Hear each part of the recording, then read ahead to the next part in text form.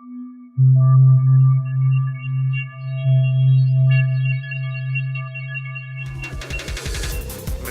root software. Hey people, welcome back. In this specialized video explaining a lot of questions that I've got along the way in my PM box, in my special personal support mail for the project, as well as some other developers asking questions about the security method that I have built in. So without further ado, let's start with the questions that we have gotten. So where should I start? Well, first of it, I am working very hard on all the extra features still on the list. For example, the priority now is coupons and sales to build in. Well, some people started questioning the version support inside the plugin. The plugin was made for the 1.13.2 version and was not playable or usable on lower versions. Well, I counterattacked that question because I thought that people shouldn't be using lower versions due to the fact that it's hack sensitive and other stuff. Well, for the hacking part, I started researching what players can do if they start hacking. Well, I can tell you one thing: you cannot prevent any permanent hacks on any server. Even in 1.13, there are a lot of hacks on the market. They are specially made to control an admin for their actions and permissions. Well, because I built in permissions into my plugin, the problem and the leakage that generates if somebody comes on and gets your basically your permissions, that's your own security thing. And like 10 questions to me about that problem, about hacking problems with the plugin. It's very simple. The plugin itself, you don't have anything on it if you try to hack it. You cannot get something from it. You cannot pull money from somebody. You cannot get personal information from it. You cannot get anything special because it's nowhere to be saved. The payment information and such is nowhere saved. Nothing is saved that connects any personal data to any personal account. The Minecraft account itself, only the name, the UUID, and basically the transaction ID are the only things that are saved, and they are saved externally and not in the plugin itself. The only thing that gets saved into the plugin's data folder is a UUID and the order itself. So the name of the category as well as the number /name of the product that somebody bought. So basically if I do /donate admin manage and then preview past orders, you can see here my name. Well, it says UUID because I loaded the UUID from the file, and then I can click on it and you can see that I've ordered the order name gold bars. Well, the order name is basically a name that's generated, and that's unique for every transaction. And if it's 2 times the same name, then it will always refer the latest one when it's triggering the actions, so you don't have to worry about that. And then below that it shows the category on the left and the product on the right. So normally if an order has more than one item purchased in a single order, the name changes into a pack name, and then underneath in white you see all the categories and items added to that order. So basically personal information is not stored nowhere. Nothing, nobody, never is stored. The only exception to this one is a payment ID gotten from Payment Wall. Because Payment Wall is a wall with multiple payment gateways, they ask me to save a special transaction ID that's generated, a number thingy thing. And once it's paid, that is removed automatically and overwritten by the next payer and such if it's still persistent. But no, it's not saved. Beside that, you don't have anything with it. It's just a random number and you cannot do anything with it. Then the next thing that people ask, why do they need to enter an email address for the payment wall gateway? As simple as that, payment wall requested it.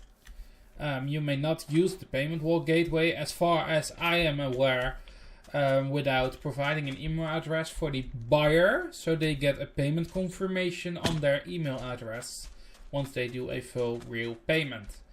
That is a thing, you know. If you get an email confirmation about the payment you made, it's good to have it. But even so, we do not store that information. So as soon as you enter that email address for the payment in the payment wall checkout, the email is sent to payment wall itself, and that's it. It's nowhere stored. It doesn't get stored on our server, in our scripts, not in the plugin, not on the web server side, nowhere. Personal information is never stored. Nowhere. Well, the next question I got from somebody, let me see. What's the IP key verification? They say that if you use a proxy, you can change your IP address and then try to get into it. But that's basically the same thing as your credit card, for example, or your bank card. When you go to the shore, to any store in the world, and you put your pass in the machine and you type your code and then it pays, basically the same thing. You never give away your card and you never give away your code. So basically, if you have an IP address, yes, it's public. So everybody can get your IP address from your server if they like to. But the point is, they cannot turn into that IP without a lot of effort. And even if they got that far, that they get that IP address, then they still need to get the key. And the best thing there is, you can generate a key over and over and change it whenever you want. So when you suspect anything that's not as you think it should be, you can always regenerate or change the number itself. If you want to, by just rerunning the installer last step. And because some people ask me how to do that, if it is that case, I will put a new module into the modules folder, which you can use to reset the key to it. But the one thing that I do note is that you have to manually change it into the configuration file of the plugin itself. So if I go to donate admin, install, you can see that this is happening. This is a small bug into the reconfigurational loop that I have built in. So basically, if you try to register a new installation, it fails. If the installation is already done, you cannot do it again. So as simple as that, it will return into an error. But I can tell you one thing. This error on the left bottom is not on my console, because the server gets stuck and times out due to the loop. Basically, it stops completely. So what I have done to make sure that it doesn't break again, I have made the last change into the file that it prevents this error from happening. So what you're just looking at was an older version, the version that's now out for you guys. So the new version will not have that problem that when you enter the install command after it's installed, that will result in that, because it doesn't do that anymore. Oh boy. I typed the wrong command on my second screen, and now my second screen is blue. Ah, well, not for now. I do not have much to tell about that thing again. Then I got a question about, let me see, encryption. Yes, I do encrypt. Some people say, why do you do that? It's nothing, worth nothing. Well, it's worth a lot, in my opinion. we encrypt the IP address of the server you've entered during installation with a special code that nobody knows, combined with the key of your server that you have set up for your server and the web end. And that in combination with each other results into it will result into the encrypted file. Basically, it changes the information of the file. Just a moment, I can do more than one thing at the same time. I'm seriously doing everything wrong here. There we go. Oh, still active. Lol. Well, anyways, you cannot do many things at the same time.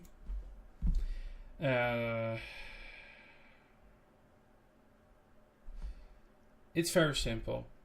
Many people start bombing me about the encryption on it. They say they cannot read it with their open eyes, but it's decryptable if it's on the same server with the same key, etc, etc, etc. And I do not agree with them. Yes, it's on your own server, and yes, you can decrypt it if you want to, with your own code and by reading the source code and changing the data and looping through and using the same classes I've written to decrypt everything again. But you cannot do it with a remote file. You need to get the file source itself to do that, which means you can only do it on your own web server, where you alone have the access to, unless you share it with other people. But then I do not even advise to host a payment gateway or anything near it. So basically what you guys are doing are too much things, and you calling it too much things the wrong way.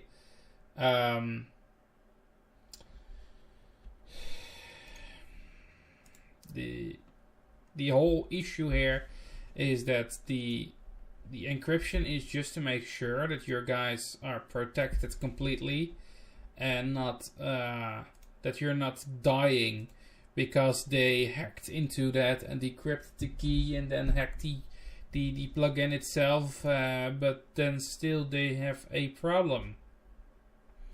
Because the payment is done externally with the payment provider, the only thing a hacker can do is create a payment itself. They cannot subtract money from any bank account. They cannot get money from your payment wall. They cannot steal money from your PayPal without your own data to log into those panels. And that data is never asked by my system. My system asks by PayPal only your email address or buyer ID, your seller ID, sorry. And the payment wall itself asks for a project key and a project ID. So basically that's it.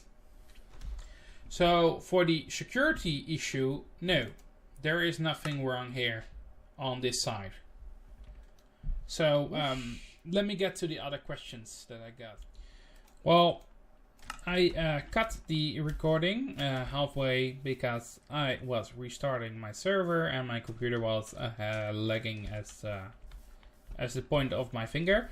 The point is that my computer cannot handle too much at the same time currently, because I'm rendering the map from my server to test out if it looks differently than the map or something. So it has some problem with the drive. My computer is a beast. Don't worry about that. But yeah, my disk drive is just a normal disk drive, so not a solid state. Different is in there. Anyways, the next question was for the multi-version support. If it gets in there, how do you get everything to work with that version? Well, I can tell you one thing. The functional part is already coded so that it should work with all versions. It auto-detects the version and changes the protocols to that version. Beside that, I delivered a new file, a style file, which is basically a file which contains text. It contains colors and it contains material IDs. And if you just change them to whatever your version uses, it is all working. I have tested out the 1.8 version and the 1.13.2 version with the style file enabled. The 1.8 version give a error once I started up and did not change the style file at all. But once I did edit the style file to be conform the material names of 1.8, it started working. It started working completely. Everything from the start of the process all the way to the payment and the receiving is all working flawlessly. So that's a good thing. So basically I can announce that the plugin is fully compatible. Currently, you cannot see it completely, but I am currently in Minecraft and this is the GUI itself. And I can tell you, it looks just normal. But did you note that this is not the version that I was on beforehand? I downscaled to 1.11 and then upscaled back to 1.12 because 1.11 crashed my Optifine with me. That's my fault. Don't worry about that.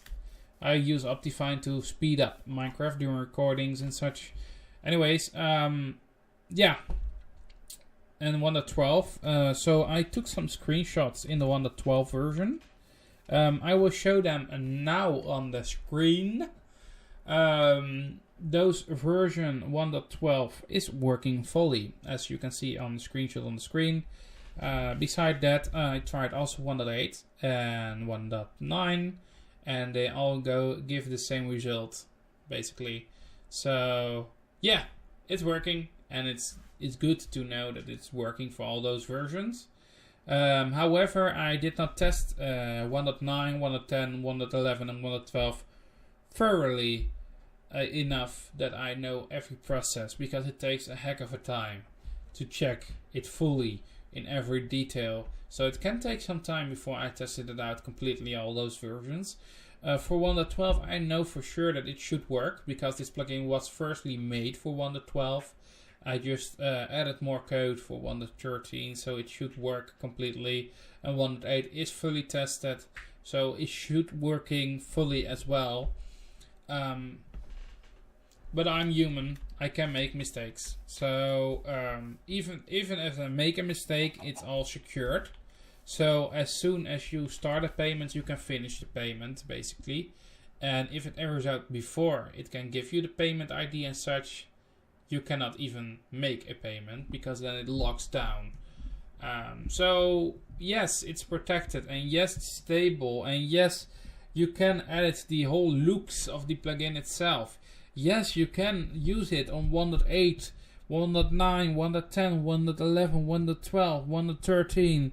Yes, it's secure against hackers. Yes, it's secure against people trying to hijack a payment, because the payments are not made on the server, if they are made with the payment provider itself. So they are responsible for that part. Yes, the payments are received by this person who's selling the stuff. Yes, everything works. Why do I get so much complaints from people saying that it will never work? It all works. You can see it in the videos. You can see it in my eyes. You can trust me on that part. And if you're still scared of buying a plugin and not knowing if it will work or not, well, it's just €5. If that's a problem, I cannot change anything about that. It has taken a lot of time to make it. So much time that even my girlfriend is sometimes in the living room calling if I want to drink. Normally I take it myself, but now she brings it to me because I'm working very hard on it. Because I want to make sure that everybody gets what they deserve. A donation system that doesn't require you to pay any monthly fee or any subscription to get all functions without a limit. All functions without a limit. Yes. I got a complaint of one person. Let me take a look what he exactly said. He said, yes, but Engine is free too and delivers also a full function. and gives you all functions and no limits. Yes, but there is a limit. You can only use that system on their web panel and their website. So basically you do not get all features. So the difference between Onion and my donation system is that Onion uses their donation craft on their website, their panel, so you have to build your website there. Or build only the donation store there and link through, but still use their domain. You need to pay to get your own domain. So there we go. There you have your limits already. Beside the fact that you cannot host it yourself, that's limit 2. So no, those are having limits.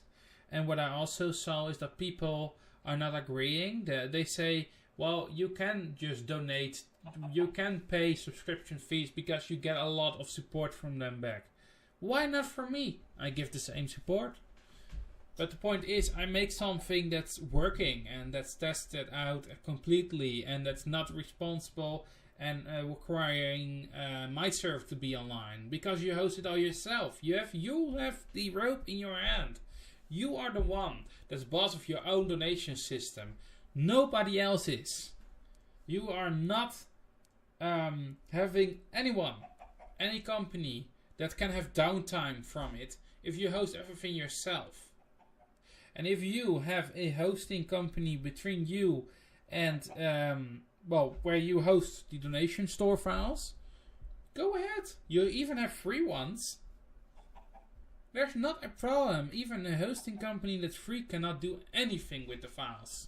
Because you set it up, you encrypt it, you do the stuff, and the payments are handled by the payment provider themselves. Nobody can do anything tricky with it. The only thing that a hosting company can do, if they are going to do illegal things, not telling you that they will do it, but even if they find a way to hack into your MySQL database and change a value or add a line that would their Minecraft account, even if they have one, has a purchase pending delivery, then they do get those items, but then you can see that something went wrong because the data is not locally found. It's only on the web panel, so they can give a check, but they didn't make any order in game. So they still need to make an order in game in order to do it. And once the payment is executed in game, then it will place it into the waiting orders list in game. So basically it checks in game if there is an order. It checks if it's on the waiting list. It checks if the database has the same value and that it's paid. Then it will check if everything matches together. And if that's true, then it starts executing the actions. And the better thing is that you can see if that person made a purchase or not. So if you can see that something transacts on your Minecraft server, the show, you can see the executing list on the console and you think, huh? That person never paid anything. You can ban them. There is no leakage there. And, well, that's the point. It's all built in such way that there is nothing personal or valuable stored on the server. So if you host something with a free hosting company, I can't find any companies in my head currently. There are so many, but they all went down during that time. And well, I pay for my server, but there are a lot of free companies that host free websites up to 50 megabytes data and such. As far as I can see, maybe there are higher limits, but those and then 1 gig of bandwidth with it, that's more than enough.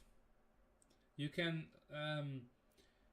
I can tell you, even if there are 10 purchases a day in 1 month, you will not reach 1 gig of bandwidth. No. Yeah. And that's the whole thing here. People will start asking me, yeah, well, I don't pay you monthly fee, but I need to get a hosting company that I need to pay money to get my my donation store part up. Not true. Not true. There are free ones. You will use a free domain from them. But even so, there are domain mirrors, for example. You can use Google to shorten your URL without those advertisements in it.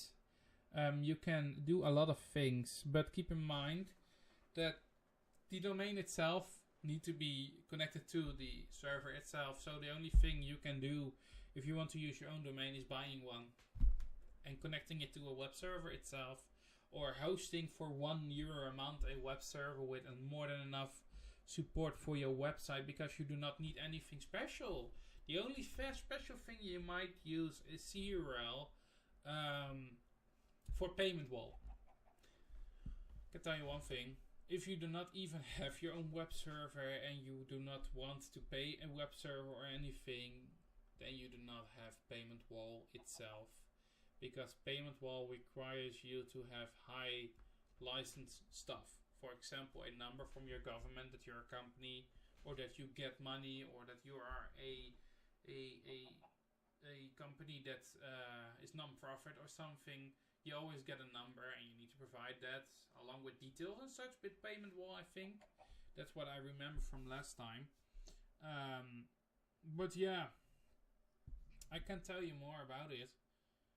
Because, yeah, well, I think PayPal is still the best. And PayPal doesn't require anything like that. So you always have a working donation store with or without CRL.